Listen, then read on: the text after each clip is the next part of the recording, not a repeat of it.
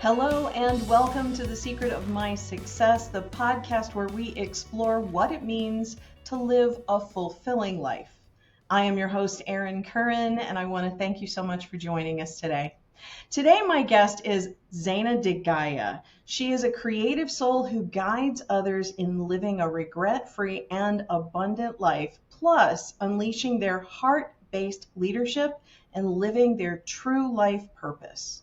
Zayna is a multidimensional coach, an author, a comedian, an artist, and a mother. She is passionate about freedom, community, and self-expression. Zayna, thank you so much for joining us today. Thank you. It's a mouthful. Appreciate that. I know, it's like whenever I ask people to send over something for the bio, it's always, just give it a couple of sentences, but it's like, where do you start? Where do That you was a stop? couple of run-on sentences, but we did it. Yours is actually, I think, the shortest one I've seen.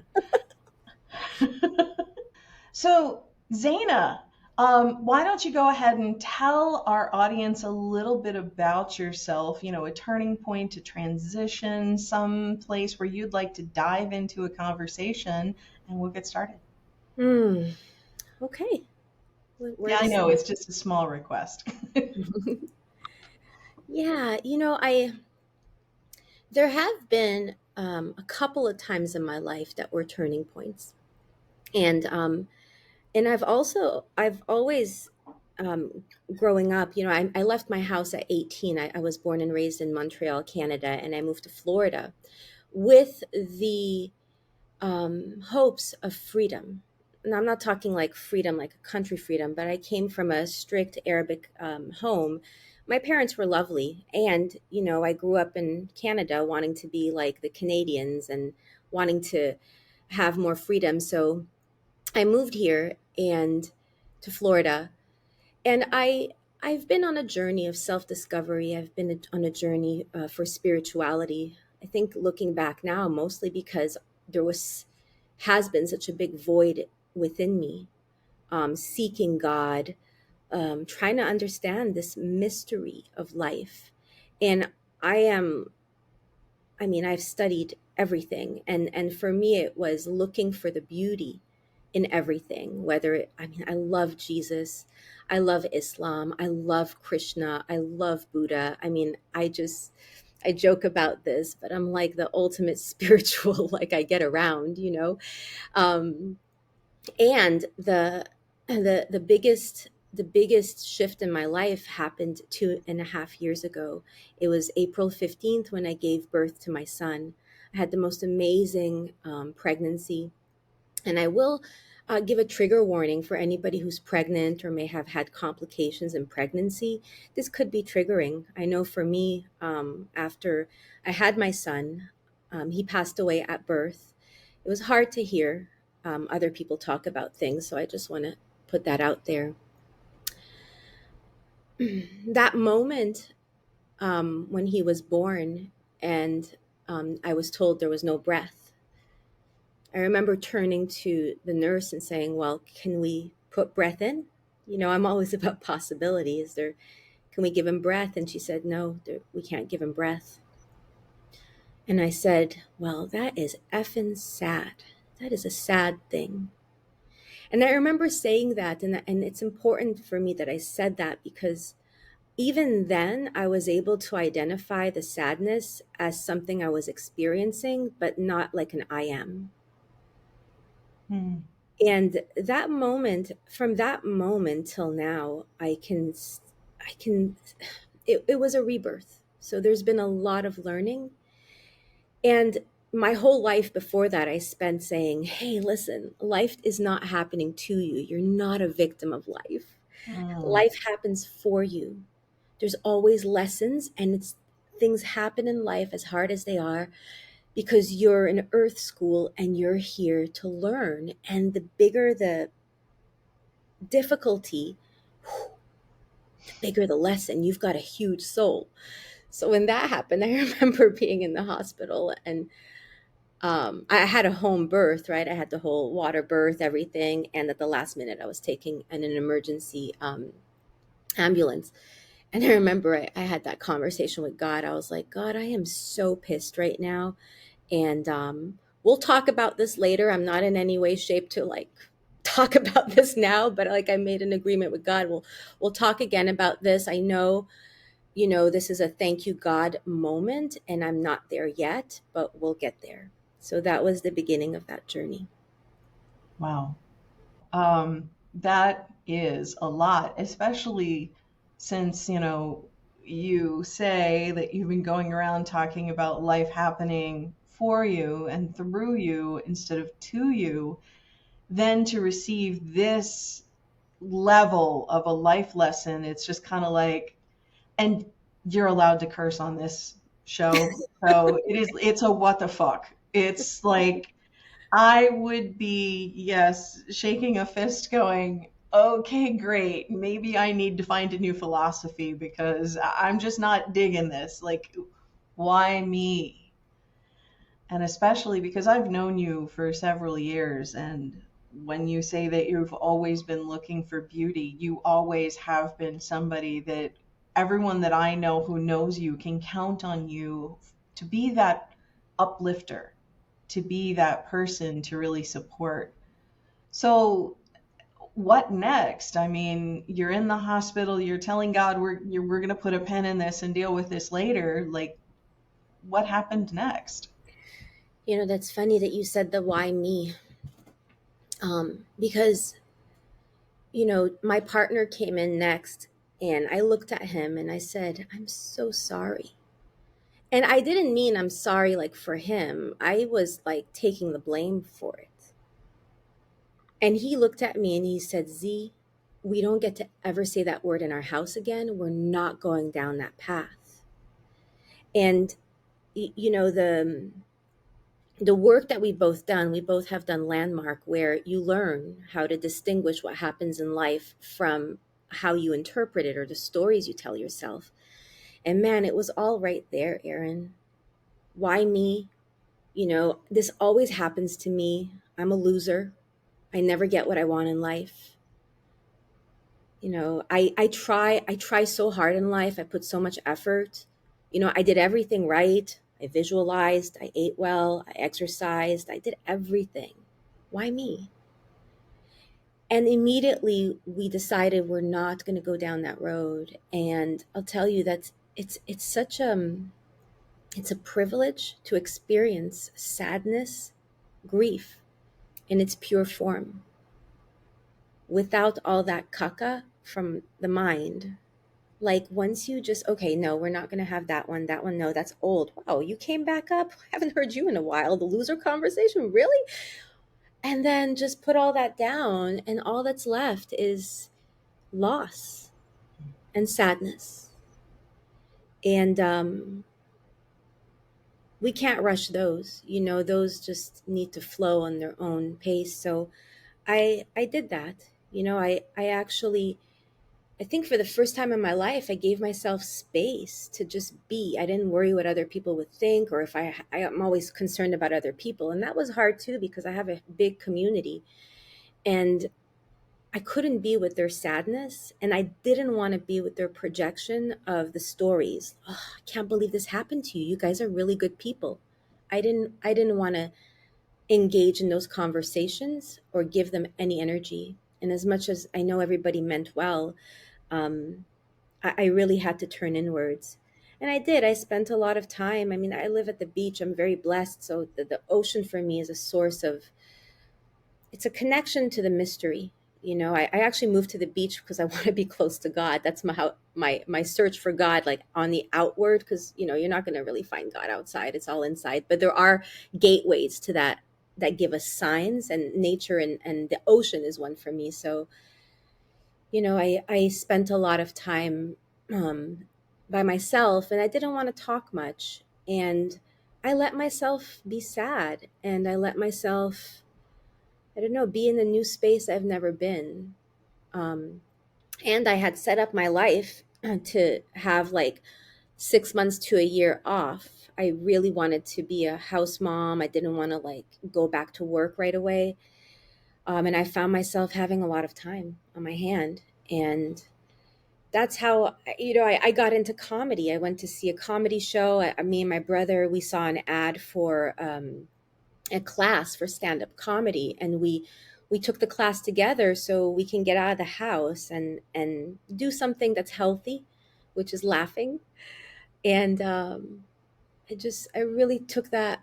I took that on, and I took comedy very seriously, that year. I still do, but that year I just, every night I would go to open mics and put myself out there and get on stage and be terrified, and just, there's so much transformation in that. And I also let myself just express a lot. I started making more music and making more art, and I got really creative, more than I ever been in my life. So it's and I got to the place where I can tell you, Aaron, my son is the best thing that's ever happened to me in my whole life, and really mean that. And took me a while to say I am a mother, to recognize the gift that he gave me, which is the gift of motherhood. And it doesn't look like, what you would think it would look like, but it's it's a being. It's not an outside thing. So yeah, I can go on and on about the gifts that Noor, his name is Noor, my son, brought to us. And Noor means the light of God. It's one of the 99 names of God. So yeah, it's the best thing that's ever happened. And I also got, one of my teachers, Philip, he called me when it happened, and he said, listen, you're now a new resource for the whole world. And I really got that. I got that experience, and it shaped me into somebody who now people send people to me who have gone through similar experiences. And it's such a privilege to be there for people, and to share that experience, because it can be very traumatic, and it's a big, big gift. Yes. Well, you know, I am so proud of you, moved by you, and I really respect how you chose to experience this. You and I spoke, I guess, about a year ago, and we had been out of touch for a little while. And you did share this with me. And at the time, I mean, we spoke in a limited fashion about it because it was more like, hey, where have you been? How are you doing? And this is kind of what went on. And it's like in normal conversation. I'm not a mother, so I don't have any frame of reference other than, losing family is challenging. But what I hear is you went into the experience with so much, using so many of the tools that we picked up at Landmark, things that we really learned as far as really being present and being in integrity and preparing for the journey, the experience in a way that it's kind of like ensuring the best outcome. And because the divine and the mystery is so, I mean, it is the essence of life. We think we know what the purpose of the journey is, but we really don't until we've gotten through it. And I think just how you dealt with it, how you and your partner supported each other through it, and the fact that you had created the space afterwards. I mean, it sounds like everything, as I will use a descriptive word, horrible, as horrible an experience as this is, can be described as, it still sounds like it just unfolded perfectly. I also, I think that what you say about other people's opinions and projections and ideas really also is so terribly important, because like not everyone takes the Landmark Forum, not everyone goes to gratitude training, not everyone meditates for an hour a day. Not everyone is seeking the divine. And we get to be with the people in our lives as they are, where they are, and also choose to have boundaries when it suits. And it Yeah. sounds like all of that was handled so powerfully. So your partner also sounds fantastic. I've never met him. How is he doing? I How are the wanted to two of say you doing? something on him. Thank you for bringing him up. I think the key between us, we've been together for 10 years in December, but we're both willing to grow. Like everybody's amazing until you don't want to grow. You know what I mean? Yeah. Like it's like, cuz relationships people think they're 50-50, but we know they're 100-100. So we stand in that 100 and 100 for each other where we each are responsible for ourselves, but we also care about each other, and we'll call each other out on where we're not, growing, or where we're not, like if I'm racketing, if I'm in a state of mind that's not empowering. What we do is we laugh a lot. I've given my personality names. I'll Can I introduce you to my dolls? These are my Oh, dolls. sure. these are all, Absolutely. these are all my different dolls. But Oh, like wow. this is baby Z. She's, oh, I'm a victim, poor me. And then there's this is gangsta Z. She's like, I don't care, I'll do what I want, you can't tell me what to do. you know this is I'm really nice, I just want the best for everybody, but really I don't really take care of myself. This is the poor me. um oh, this is Yogi Z. I'm so spiritual.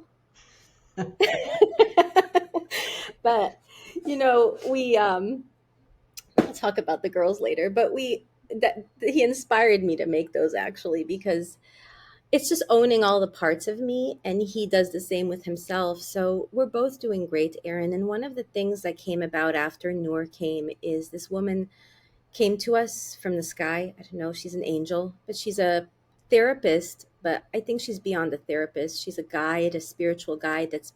She's came to us, and she's been working with us pro bono since he was born. I don't know what we would have done without her. Like, I was very arrogant before Noor, where I was like, oh, I don't need a therapist. I'll get through this. It'll be fine. I know not to make a story. But, there was a big, big, big missing for me. And it was the aspect of faith. Like, I can say all that stuff to others. But what I realized with Noor is the depth of me didn't believe it. I was faking myself out for so long, wanting so hard to believe it. And this is kind of weird to say it, but I'm going to say it. In my 20s, I had another big thing happen that brought me to my knees. And it had me actually start to look at life that way, what I just said to you, which is life happens for me. So I was like, okay, life is happening for me. Let me look for the lessons and let me be grateful. Let me look for the lessons and let me be grateful. When Noor came, it was like, they say if you don't get the lesson, the universe will knock harder. I like to call that the Mack truck theory. I feel like, when that concept was first introduced to me, I was a little upset about it. I was like, really, God is just going to harder? But it's because we're here to learn lessons. And I got it the first time, but I got it like this deep, and it's like so much deeper. And so the aspect of I don't have control of the results. The aspect of, what people confuse with manifestation, like, oh, I'm such a bad manifester. Let me see what I'm doing wrong because it's not coming to fruition in the material world. That is a big, like it's a fallacy. Like it's coming from the space I was in before Noor, which is I really thought I was in control of things. If I do things right, and if I meditate, and if I visualize a perfect birth, and if I do the hypnobirthing thing, and if I use a doula, and I do everything she says, and I use a midwife, and I do the water birth, and we put the flowers here and we do this there, like, but I was arrogant. I didn't have the concept of, but it's not up to you, the outcome. Even though the Bhagavad Gita says that, even though all the spiritual books that I was reading are clear about that, your job is to plant seeds, take the actions, and then if you even, like, in the Gita, they're like, like if you even get interested in the outcome, then you start to build karma. Like, you're supposed to just plant those seeds and move on. And it's stuff like having a baby, or even things like making money. I'm still this I'm in kindergarten right now, after 2.5 years of entering a new earth school, is what it feels like, of the life happens for me, but what you said before, Aaron, which is beyond that, which is life happens through me and then as me. It's a whole new world. It's a whole new world of understanding, like, yeah, you can manifest, and you're in co-creation with something that's much bigger than you and that you don't understand. And it's a new humility zone I'm in, that I can say I've never been in, before my son made his entrance. Mm. I can I can appreciate that. It seems like I'm a controller as well. Like, that's actually, currently I have a job and that's my job title. I went that far. I went into accounting, I became the controller. Like, it all ties down to the last penny. And it's just such a joke because I I could be one of the most successful people in the world, and I still find myself struggling. Like, I've shared several times on the podcast with several of the guests. I have been trying to start this podcast for at least 5 years, probably longer. I bought a book 5 years ago that says this is how you start your podcast in 50 days. 5 years later, here we are. Um, and it's funny because I get that I'm the one in the way, but it's so challenging. It can be so challenging when I'm not willing to release the ego and surrender and admit, acknowledge, and own that I am not in control. And, like, that I am on a path towards something and I can't even comprehend the depth of my experience precisely because I already have it so clearly defined, and I'm totally on the wrong path with that definition. It's like, I think it's, first of all, I believe the universe has a sense of humor, and sometimes it's a dark sense of humor. And sometimes you just got to let go and go along for the ride, because the ride, if if I believe what many spiritual philosophies say, like in Buddhism, we talk about, like, the Saha world. It's the illusion world. It's like, this isn't real. And in Christianity, I believe that they say that we come to earth so that God can experience God's self. And if this is the truth and this is the only point to all of this, then it really is about feeling deeply and living openly and connecting. And all of the rest of it is just window dressings. It's like, it's all just, it's all accessories. Yeah. And, like, we so often miss the point. But when those of us who, like, think that we really want to ascend, like, we want to get to a higher level, we want to figure this stuff out, that's a dangerous door to open, because that's when you're really going to get smacked. So true. I also just want to bring my mom into this, because I do want to acknowledge my mom. When when my mom came into the hospital room, they didn't know if I was dead or alive for like half an hour from the trip, from the home to the hospital. So she walked in, and what she said to me, she said, "Zaina, just say Alhamdulillah, which says, thank you, God. And her faith came to surface. I never saw my mom like this before. She said to me, Zayna, it's haram, it's a sin to not say thank you, God, for every single thing that happens. And I'll never forget that moment because I saw my mom in a whole new way. Like she was like gigantic for me. And that was another gift, you know, it's just seeing myself, seeing people in a new way, you know, and it's part of the it's part of Islam, you know, it's part of the beliefs in Islam. And my mom has never been a religious person. Like if anything, she always told me this religion is not about going to the mosque or covering your head or any of the rules. She's like, it's about serving humanity. You know, Islam is about surrender and helping people.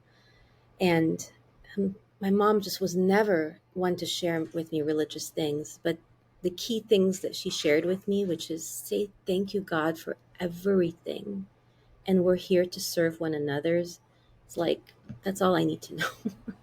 Yeah. So thank you, Mom.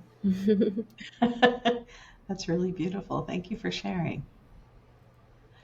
Well, where to from here? I mean, your life is about looking for beauty. So, You know, I want to touch a little bit on the comedy. sure. The comedy is such a trip, Erin. You know, it was so unexpected, and I'm so in love with the process of stand-up comedy because it's really a process of stripping yourself to that authenticity, you know, where um you know, when I started, it's so funny. My brother called me after the show that you came to. He didn't see it live, but he I sent him the video, and he we hadn't been talking for like a year, and he calls me and he's like, Z, I've been watching your comedy for the last year, and I just want you to know it's been really cringe. Like really cringe. And I have to agree with him. It's been pretty cringe. Like I've been, you know, I've been jumping full in, and it's hard. You know, what's hard about it is how do I get on stage and be myself? Like don't try to be funny, and just allow that authentic self to come through. And that's such a metaphor for life, you know, isn't it? Like how can we show up so naked and vulnerable with one another, and such that we could really see one another. So yeah, the comedy's been a great gift, and I encourage everybody to do some kind of comedy thing, or you know, take that the lightness of comedy. They say comedy is pain plus time gives you comedy, right? And you know, even with my son, you know, I make jokes about, you know, about like I remember the first Mother's Day, you know, somebody said to me, I don't know if I should wish you happy Mother's Day or not. You know, I was like, of course, wish me happy Mother's Day. I'm a mother. My son is on a special spectrum.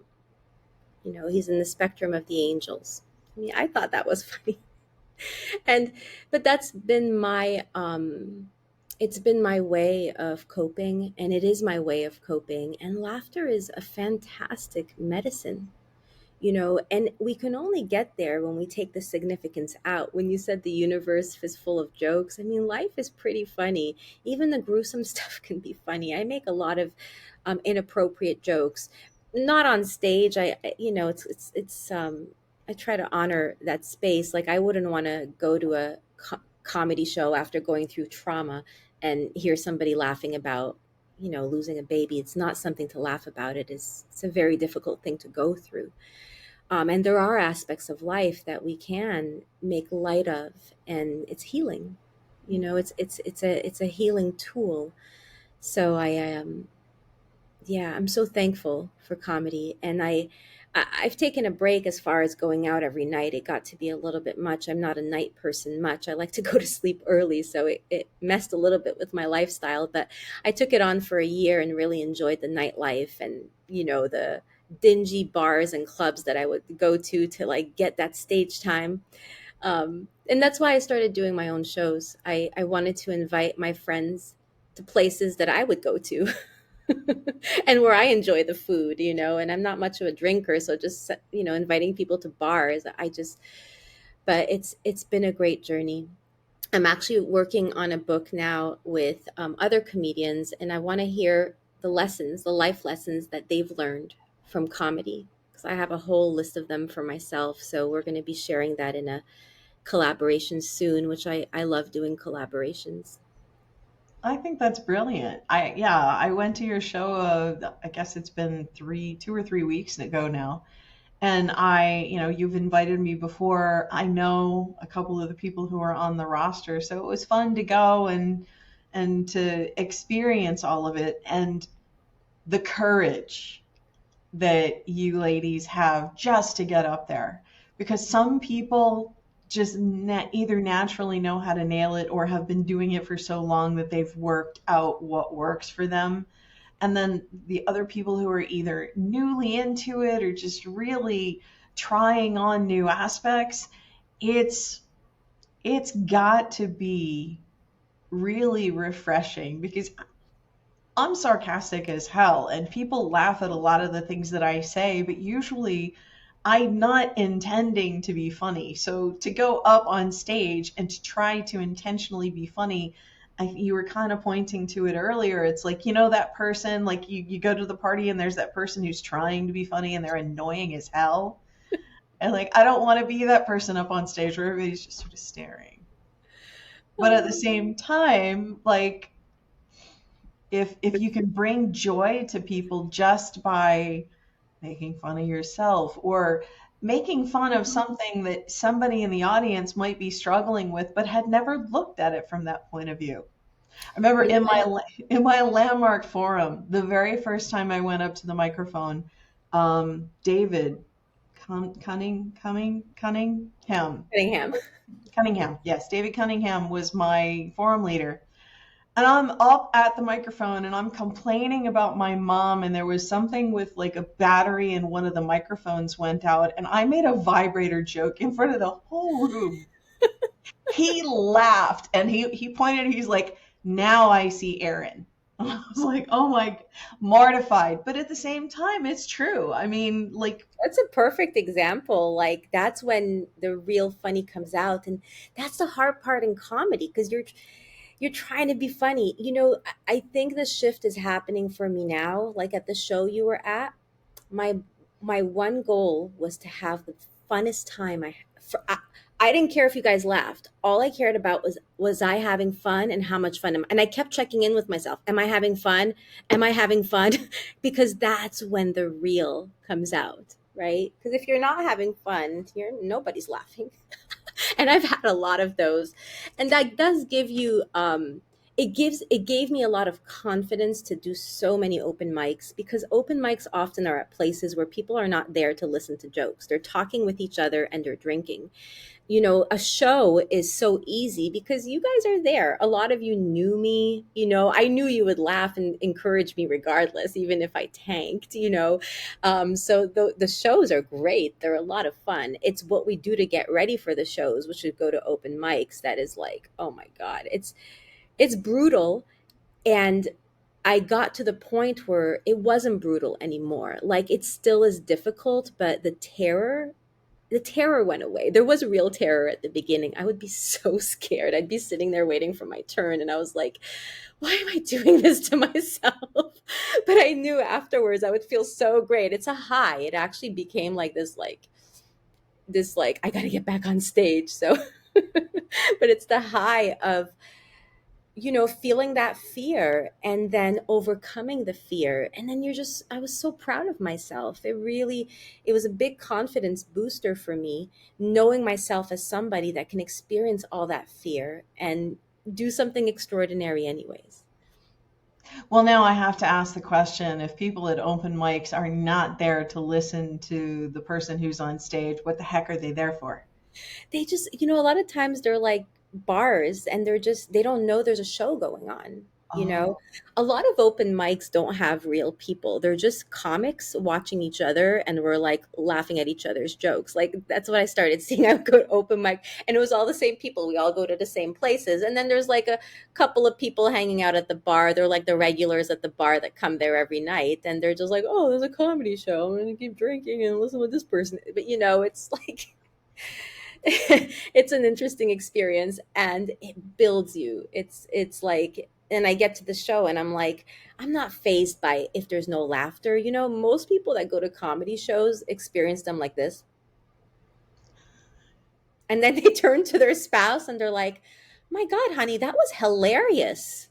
I actually saw that happen live. I was watching this guy watch a show and he had the straightest face and he turned to his wife and said that. And I'm like, that's how a lot of people do it. They're almost embarrassed to laugh out loud. Laughing out loud is like this special thing that not everybody does. So, well, you are voting, like you're showing people what you, and especially if they're off-color jokes.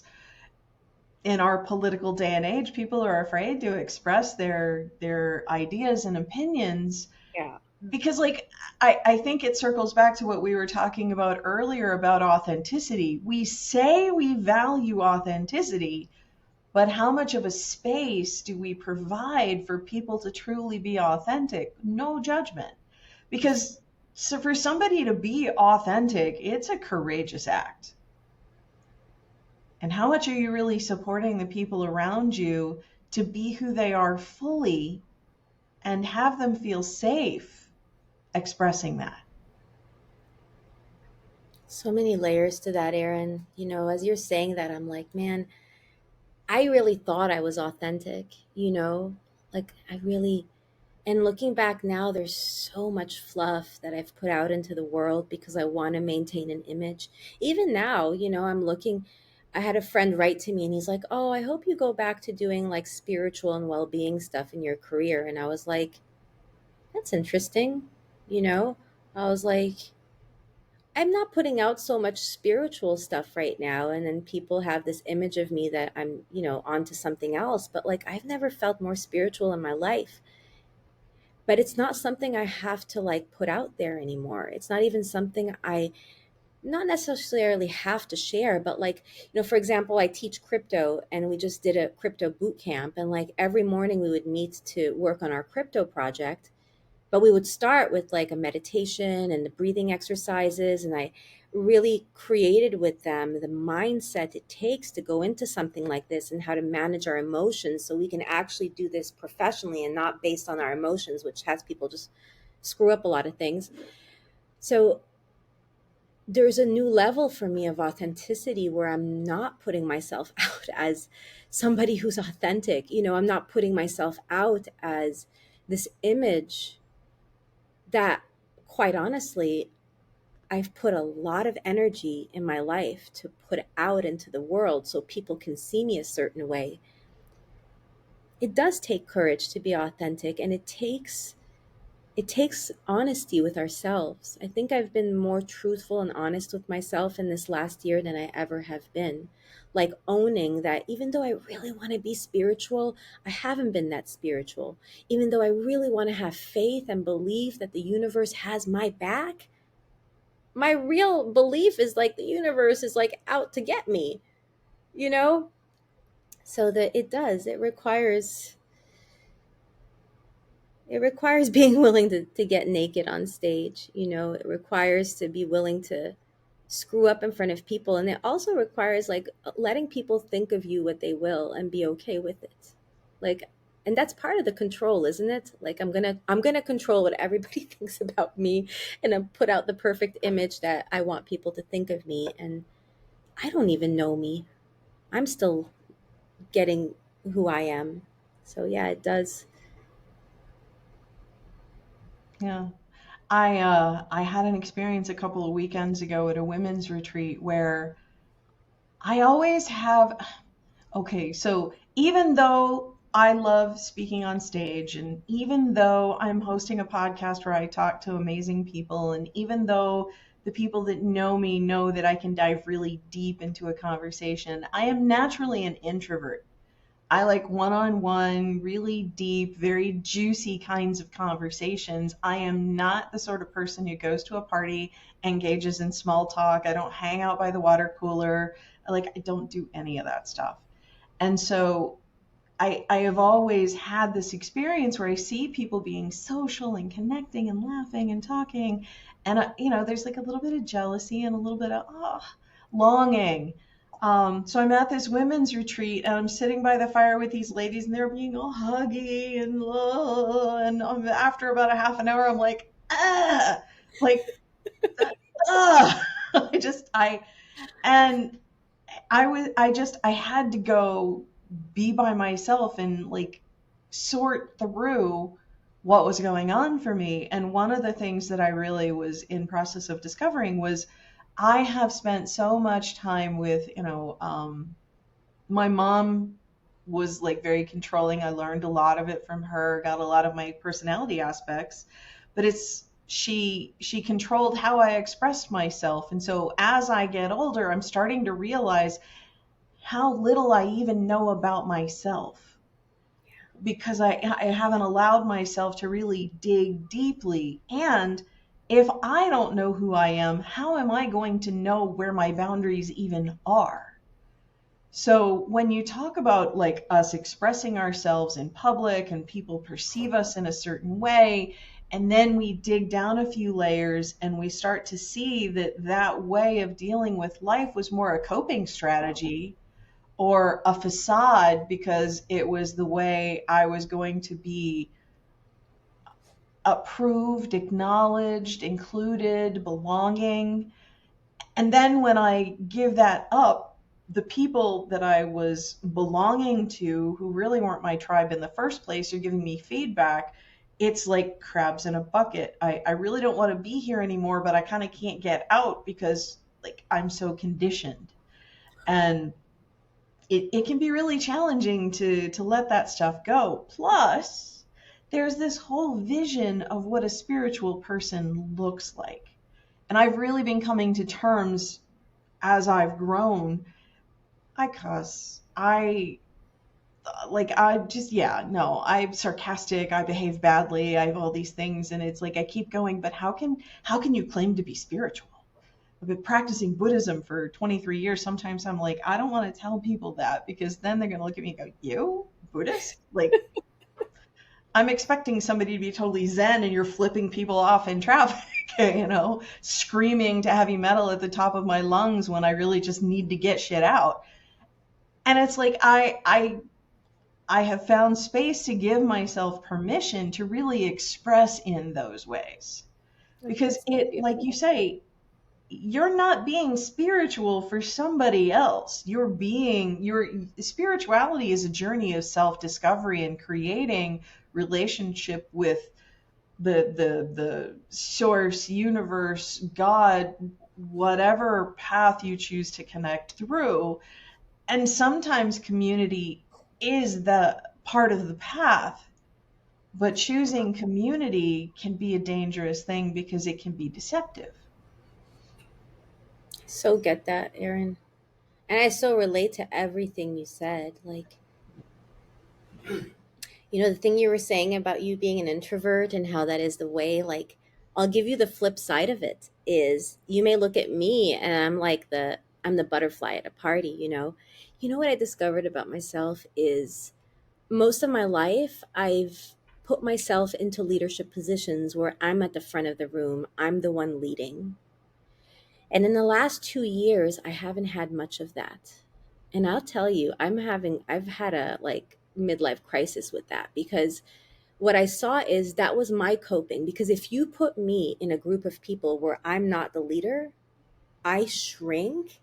I start to feel so insecure. And that's what's been happening the last 2 years. I've been noticing that and like not wanting to be in spaces unless I'm the one who's leading the group or I'm at the front of the room. I can't stand the thought of being a participant. And that's how I dealt with what you felt like, going to a party and, you know, not knowing how to interact with people. Well, how I dealt with it is, well, I'll take the lead. Then I don't have to deal with all these feelings of not belonging that come up. Mhm. And I've probably left a lot of people feeling that way, because I was putting on an act of like, oh, I really belong. I belong so much. I'm like the leader of the group.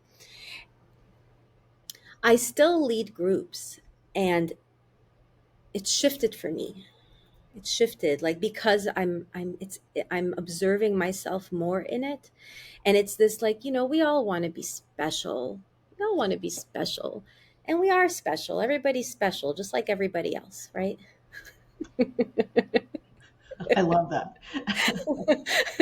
You're unique and special, just like every other billion souls that are on this planet. But yeah, but I think it's so important to talk about that, um, because we all have that anxiety of wanting to belong and wanting to, you know that our life is for something, like it's for something. All these people were searching for our life purpose,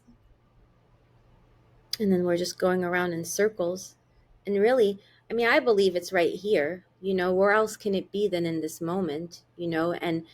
And the space between us, there's something that's happening right now that's called life, and that's all there is.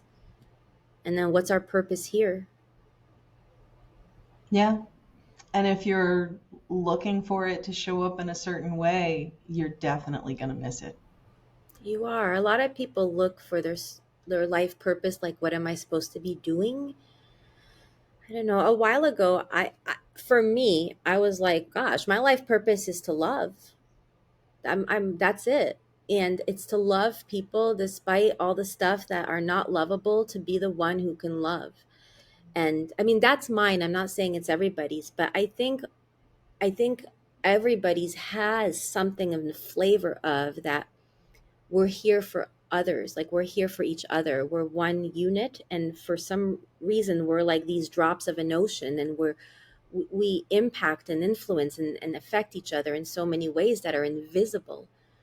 So if you can get to that yourself, not because I said it, right? I came to it myself, when I was going through another difficult situation. Is like, I actually got to it from prayer. Even though I didn't have faith back then, I would sit there and pray.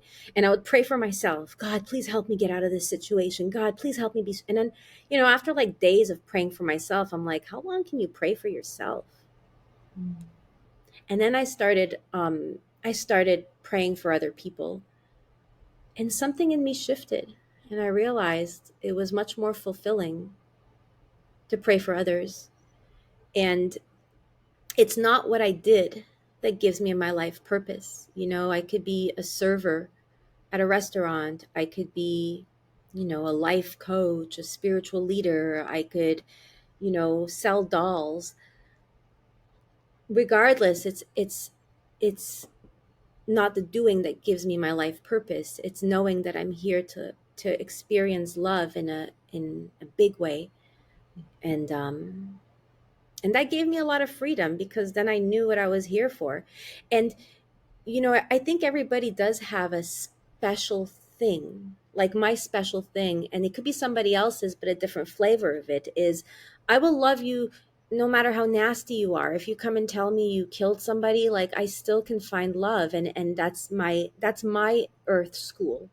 So when I have judgment towards people, or I find myself finding faults in others, that's a red flag for me to stop and realize I'm not in my life purpose. And if I'm finding faults in you, really all I have to do is turn it around, because it's just mirroring back in me. And I might as well just sit and look at my faults, and then ho'oponopono myself, the I love you, I'm sorry, forgive me, thank you, has been the best tool I've been given in my life. Are you familiar? I'm sure you are, with ho'oponopono. Yes. I just took the certification class, which is just basically a class that the Dr. Hugh Len, he's the one that took the Ho'oponopono methodology from the Hawaiians, and he formulated it in a way that is usable for the individual, because it was more of a tribe with tribe thing. But in his certification, he goes a little bit deeper, and I heard it in a new way, where I would do I love you, I'm sorry, forgive me, thank you. Like if you pissed me off, I would look inside of me to see where I do the same thing that you did that pissed me off. And then I ho'oponopono myself and forgive myself. So then when I go back to you, it's not there anymore to forgive because I already forgave it inside of me. But how he described it is, so first it's I'm sorry, forgive me, thank you. And then I love you. But the most direct path to Ho'oponopono is speaking to your higher self. So it's like restoring integrity with the divine. It's like saying, oh man, I just came off the mark. I just wasn't in unity right now. I was judging this person like they were like not a part of me. Just forgot who I am. I forgot who they were. God, please forgive me. I'm sorry. I want to restore my space with you. Thank you so much for being gracious and I love you. And that's the depth of Ho'oponopono. Isn't that so like beautiful? That really is very powerful. I actually have been listening to a lot of Joe Dispenza lately in the last couple of months and practicing some of his meditations. And one of the aspects of his meditations is acknowledging where you've been addicted to or connected to or carrying certain aspects. So, he talks about we get our bodies used to a certain emotional set point and we view life through a particular lens in that set point. So let's say that I'm dealing with unworthiness or guilt or something along those lines. There's a certain set of behaviors that goes along with that, a certain set of judgments that goes along with that. There's mindset, there's body posturing. There are ways that I've trained myself to be to continue to recreate the chemical signatures and experience of guilt, let's say. Wow. Yeah. And part of the meditative process is first acknowledging that the guilt is what you want to get rid of, paying attention to the physicality and the emotional experience of that, but then taking a look behind that and seeing the thoughts and the feelings that create that experience. Because it's like the body says, hey, I need a little shot. And the brain goes, okay, great. So we're going to talk bad about that person. We're going to make fun of that person. We're going to remember that experience. And he says that you not only need to become aware of how you're doing this to yourself, but you also need to sit down and have a conversation with your higher power and say, I really get that I have been doing these things. Because, like you say, in Landmark, we learn how to restore integrity, and it becomes this rote thing. And we go, okay, I broke my agreement, what I really meant to do, and what I plan to do next time. And you're going, la, la, la, la, la. And everybody's going, yeah, thank you for restoring it. It's like, it's great to go through the motions, but when you really get to the depth of authentically acknowledging that, that's when you start to experience freedom, because I can't guarantee I'm not going to do it again. Larry, I can't remember his last name, one of the forum, Pearson. Larry Pearson. I remember standing at the back of the room when I was on production one time, and he was talking about how he could not be, he is not reliable to eat the right things. And so he needs support. Knowing that about yourself is so powerful, because when I know that this is one of my traps, then I can call in support, whether it's divine support or friend support or family support, to be able to help me be honest with myself about where I am and what I'm up to. Yes. And also, sometimes when I share Ho'oponopono with people, people have trouble with the I'm sorry, please forgive me part. And Dr. Hewland addresses that. He's like, you don't like it, don't say it. But you could have a problem with that because one, well, the I am sorry, I don't like anything after I am. That doesn't, I mean, it's really I am that I am. Anything after that we get to create. But if you look at it like, it's kind of like restoring integrity, how people have it like, ugh, but it's only because you're making it something like wrong or bad that you have to restore integrity versus it's nothing. It is what it is. You get to restore your space with the divine. And, depends what your beliefs are, but I don't think the divine is out there saying, "Rrr," it's like there's none of that that comes from us. So it's very empowering when we are able to see that and come from a space of nothing, you know. And I love what you said too, like that's one big thing that has helped me is, look, if I want to meditate every day, I either use accountability or community. Like, I'll start a group. Like, okay, we're going to do a 30-day challenge where we meditate every day. Who wants to do it? But you know who needs it the most? That's why I'm doing it. And, I caught on to that early in my life. And a lot of the things I do are like that. Like, I would do like therapeutic yoga for shoulders and neck. You know what was happening with my shoulders and neck? They were in excruciating pain and I needed therapy. And I learned how to heal my neck and shoulders with yoga, and then I knew I had to stay consistent with that practice. So I invited others to do it with me. Sorry about the Um, cat. but yeah, and community is really, I say it is the medicine, it is the power, it is the key. Um, we just we think we can do everything alone, and it's easier to do things alone because people are so obnoxious. They don't do what they say they're going to do. I wish everybody was like me. That's what we all think. But there's power in community, and there's power in being family, and there's power in, being with each other. And even, you know, there's people I don't like them, and I could still love people, and those things I don't like about people, I guarantee you I do the same things in some ways. So there's parts of me that I don't like and I haven't integrated. And still, it doesn't mean you have to be around people you don't like, like, for example, with my business, I choose my business partners, and I think that's very empowering, to pick the people that I work with.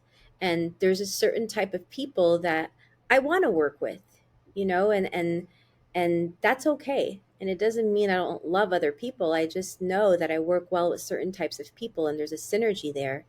So, and it's part of being honest with ourselves, and even if I do say I don't like something about somebody, I can be responsible for. I always it never fails. Anything I see outside there, even like the stuff going on right now, the big stuff going on in the Middle East, whatever side I look at it, wherever I judge it, I'm able to find the same thing in me. And I'm talking like you murdered somebody, I can find that within me. I may not have killed somebody physically, but I have killed people off. I have dehumanized people. I've justified dehumanizing people because I wasn't willing to be honest enough to say, you know what, I'm not mature emotionally enough to be around you without being triggered. And I made it about you being too whatever, but it was really about me. I'm the one that's not able to be with somebody like you. And then it's just more honest. I've actually fired clients like that. I told them I'm not the one to help you. I'm not mature enough to be with you without being triggered, and that's not my job. I'm not doing my job with you. And it takes honesty with myself. It's not easy to see our faults, but it's important, you know, and to not have it be like they're my faults, like there's something wrong with me. But no, like that's all of me, it's all of me. I think that that's brilliant because, like, that level of self honesty, you can continue to get paid by that client. But when you really know, like, if I really know that I am going to be so triggered by this person that I am incapable of delivering what I am committed to delivering, then it's not going to work. I can fake it through, but neither one of us is going to have a fulfilling experience, let alone results. I faked it through and I was lying to myself and it didn't serve them. It ended up not being good for them. And it was just my lack of humility, my arrogance that wanted to, I really wanted to be somebody that can help everybody. I so badly want to be Jesus. Like, I just want to have that unconditional love. I can, or even a forum leader. I always was like, forum leaders could be with anybody. I can be with anybody. But when I'm honest with myself, I'm not there yet, and that's okay. Exactly. I pretended well, but it didn't go well. It went very badly. There's a level of Teflon that comes with being able to be with anybody, because like the level of training the forum leader goes through to make sure that all of the hooks have been removed from them so that nothing sticks. And even then, it's not that nothing sticks, it's just that they know how to really flip the script, how to, like you say, really take a look and go, oh, okay, great, I see that I'm triggered here. I get that there's something going on. I don't know exactly what it is. I don't have time in the moment, and so I get to acknowledge it, parentheses, contain it, do whatever I need to do to move on, and then move on, or call a break and go get clear. Totally. And Totally. like, I often say to people, the only difference between you and the Dalai Lama is the amount of time it takes to get off whatever it is you just got on. Yeah. Yeah. And the level at which you're willing to accept all those things about yourself that suck, that aren't cool, that aren't great, that are nasty. Mhm. Erin, what was a hard one for me, and I owned it, is I'm a mean girl. I'm the mean girl. And I'm like, and everybody who knows me would be like, what? You're such a nice person. But that's the front. That's my front for what, that's how I fit in. That's how I belong. And, I was like 7 years old, and these girls didn't want to talk to me because I didn't speak French yet. And I decided I'm going to be the nice girl. And I became the, yeah, yeah, nice, nice, nice. But oh my God, when I really told the truth about myself, it was hard to see that. But I can be the mean girl. Like, if you don't accept me, ooh, I will kill you off in so many ways that you won't even know, but I will block you in so many ways. And I'll justify it in my head, you know? So I've really done a lot of, like, when that stuff comes up, like in the last 5 years, I've had two relationships um, that challenged me to look within me, because I saw a side of myself that I didn't want to see and I didn't want anybody to see. And, and that's part of who I am. It's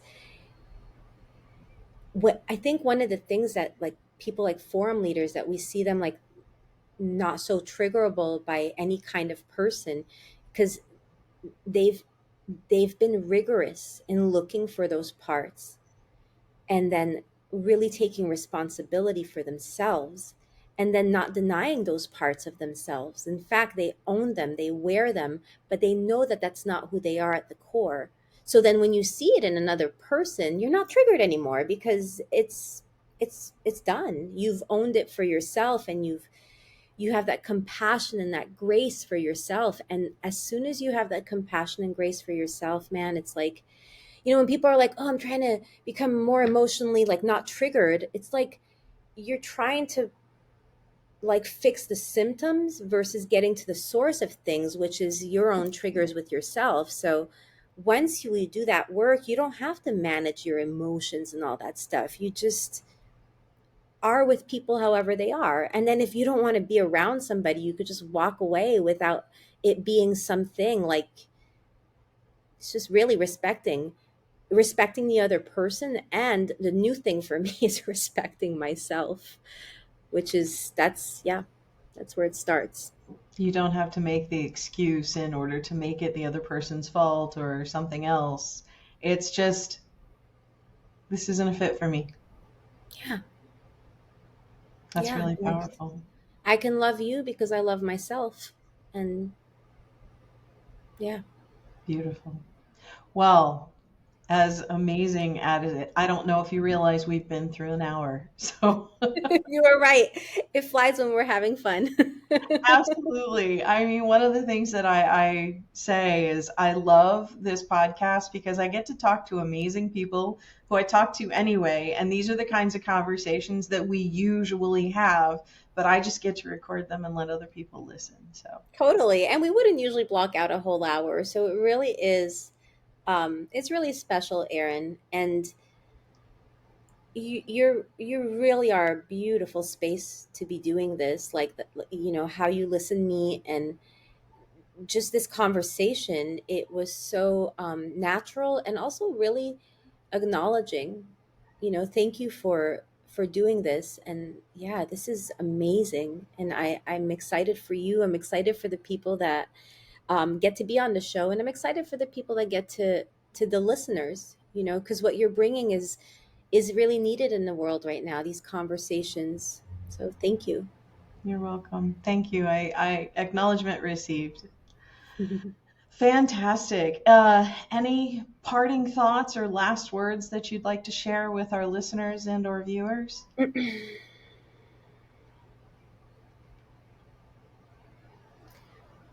Hmm. I say this, and I'm really working on embodying this myself. So anything I say, I don't say it like as a lecture or some kind of advice. It's really coming from my own earth school. So I humbly say this, is that our lives are so precious. I think every life is sacred. There's a connection we all have in our hearts to divine presence, that and consciousness that exists in the wind, in your breath, in every living thing. There's a consciousness, and we are part of that which is woven. So I like to remind us that this one human life is precious, and every breath is precious, and every conversation is precious, and that we can just keep remembering that and reminding each other. I recently, this thing I do with my hands, I've been doing this a lot so that when I'm talking to people, I don't have the urge to do something else, especially like online and on Zoom. I am terrible at like doing other things. And I realize when I do that, I'm not honoring the preciousness of life. I'm not honoring the preciousness of the space between us, of the present, of life.